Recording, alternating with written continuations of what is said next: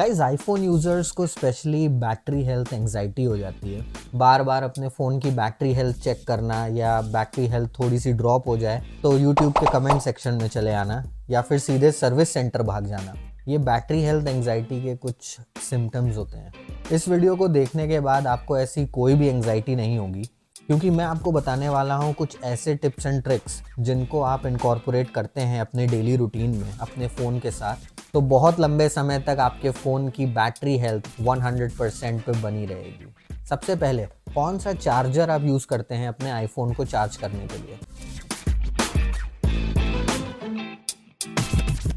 Market में आजकल बहुत सारे चार्जर्स अवेलेबल हैं, गैन चार्जर्स भी आ गए हैं मार्केट में, लेकिन मैं अपने आईफोन को 90% ऑफ द टाइम्स 5 वॉट के चार्जर से चार्ज करता हूँ। वही 5 वॉट वाला चार्जिंग ब्रिक जो कि आईफोन 10, 11 के टाइम पे आया करता था, जब चार्जर बॉक्स में मिला करता था।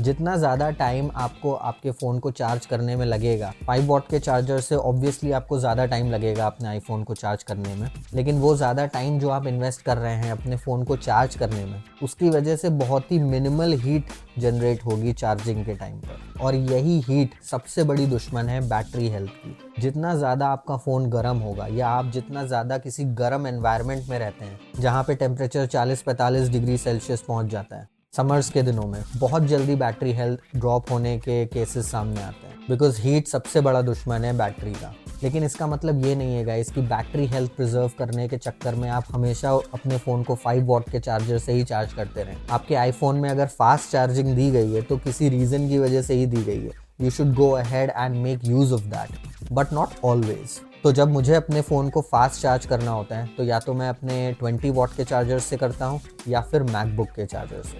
और मैकबुक के चार्जर या 20 वॉट चार्जर से अराउंड 1.5 घंटे में फ़ोन ईजिली चार्ज हो जाता है फ्रॉम 0 to 100। लेकिन मैं फ़ास्ट चार्जर्स का तभी इस्तेमाल करता हूँ जब मुझे एक्चुअल में ज़रूरत है फ़ास्ट चार्जिंग की, वरना I always go for slow charging, because slow charging में हीट कम जनरेट होती है और बैटरी पे बहुत कम असर पड़ता है। जब टेक्नोलॉजी इतनी आगे बढ़ रही है, OnePlus 12 अभी लॉन्च हुआ है रिसेंटली, जिसका चार्जिंग टाइम 0 to 100% करने के लिए सिर्फ 26 मिनट्स है।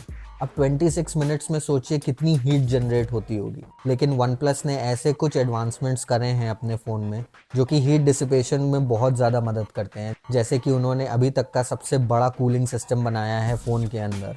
सो all that is very impressive tech, लेकिन iPhone is like always late to the party. तो गाइज हमें ये समझना है कि हम किस तरह से अपने फ़ोन की बैटरी हेल्थ को मेंटेन कर सकते हैं। नई नई टेक्नोलॉजीज़ की बात हो रही है तो वायरलेस चार्जिंग कैसे छूट सकता है? गाइस वायरलेस चार्जिंग को आए हुए तो बहुत टाइम हो गया, लेकिन अभी भी आईफोन में सिर्फ 15 वॉट्स की वायरलेस चार्जिंग मिलती है। वायरलेस चार्जिंग में सबसे ज़्यादा हीट जनरेट होती है, तो वायरलेस चार्जिंग तो बिल्कुल भी नहीं करनी है। ना तो वो तेज़ है और ऊपर से हीट भी ज़्यादा जनरेट होती है। गाइस केबल कौन सा यूज़ करते हैं चार्जिंग के लिए, उस पर भी बहुत कुछ डिपेंड करता है, क्योंकि आजकल मार्केट में बहुत सारे चीप क्वालिटी के केबल्स भी अवेलेबल हैं। पहले MFI सर्टिफिकेशन आता था केबल्स के लिए। एप्पल स्पेशली सर्टिफिकेट देता था केबल मैन्युफैक्चरर को कि आप हमारे लिए केबल्स बना सकते हैं। एप्पल का एक नया तरीका था वो पैसे कमाने का, बट बस एक अच्छी क्वालिटी का केबल आप ले लीजिए and that will do the job. मैं तो एम्ब्रेन का एक केबल यूज़ करता हूँ, आप चाहोगे तो मैं लिंक दे दूँगा उसका डिस्क्रिप्शन में। गाइस पावर बैंक्स का अगर आप यूज़ करते हैं तो जब ट्रैवल करो या बहुत ज़्यादा ज़रूरत है और कोई चार्जिंग सोर्स नहीं है तभी यूज़ करिए पावर बैंक का, बिकॉज पावर बैंक से भी फ़ोन हीट होता है। तो ऑल इन ऑल गाइस हमें ओवर हीटिंग को प्रिवेंट करना है। ओवर हीटिंग प्रिवेंट हो गई, आपकी बैटरी हेल्थ हमेशा मेंटेन्ड रहेगी। अगर आपको गेमिंग करने का शौक है तो बैटरी हेल्थ को मेंटेन करना बहुत मुश्किल हो जाता है। गेमिंग करते टाइम बैटरी बहुत जल्दी ड्रॉप होती है क्योंकि वो पावर हंग्री टास्क है। तो गेमिंग के टाइम पे ऑलरेडी फ़ोन थोड़ा हीट होता है और उसके बाद आप उसे चार्ज करने लग जाते हो या फिर आप चार्ज पे लगा के गेम खेलते हो तो वो बैटरी पे बहुत ज़्यादा इम्पैक्ट करता है। तो ये तो बिल्कुल भी नहीं करना है। और अगर आपको गेमिंग करनी है, आपने 2-3 घंटे गेम खेला, उसके बाद 10-15 मिनट फ़ोन को दे दीजिए, कूल डाउन हो जाने दीजिए, उसके बाद उस फ़ोन को चार्ज पे लगाइए। ऑलरेडी हीटेड फ़ोन को चार्ज पे लगा देना और ज़्यादा हीट को न्योता देने वाली बात होती है, और जितना आप हीट को न्योता दोगे उतनी जल्दी बैटरी हेल्थ ड्रॉप होगी। बहुत सारे लोग रेकमेंड करते हैं कि फ़ोन को स्विच ऑफ करके चार्ज करो या एयरप्लेन मोड पे डाल के चार्ज करो या फिर उसका कवर निकाल के चार्ज करो। इतना भी क्रेज़ी करने की ज़रूरत नहीं है गाइज़ मेरे हिसाब से। आपको बस ये देखना है कि चार्जिंग पे लगाते टाइम फ़ोन आपका हीटेड नहीं होना चाहिए, ठंडा होना चाहिए, और चार्जिंग जब हो रही है तो फ़ोन हीट नहीं होना चाहिए। अगर फ़ोन हीट हो रहा है तो इसका मतलब है या तो कोई ना कोई प्रोसेस बैकग्राउंड में चल रहा है, जैसे कि कोई एप्लीकेशन जो कि बैटरी बहुत खा रहा होगा। तो फिर आपको अपने फ़ोन में ऐसे एप्लीकेशंस ज़रूर चेक करते रहना है कि जो बैकग्राउंड में आपकी बैटरी को यूज़ कर रहे हैं, और जो एप्लीकेशंस आपको नहीं चाहिए बैकग्राउंड में उन्हें हटा दीजिए। गाइस, ये तो हो गई हार्डवेयर की बात कि कौन सा हार्डवेयर आपको यूज़ करना चाहिए चार्जिंग के लिए, कौन सा चार्जर, कौन सी cable, wireless chargers, power banks का यूज़ कम से कम करना चाहिए। अब करते हैं बात आपकी चार्जिंग हैबिट्स की।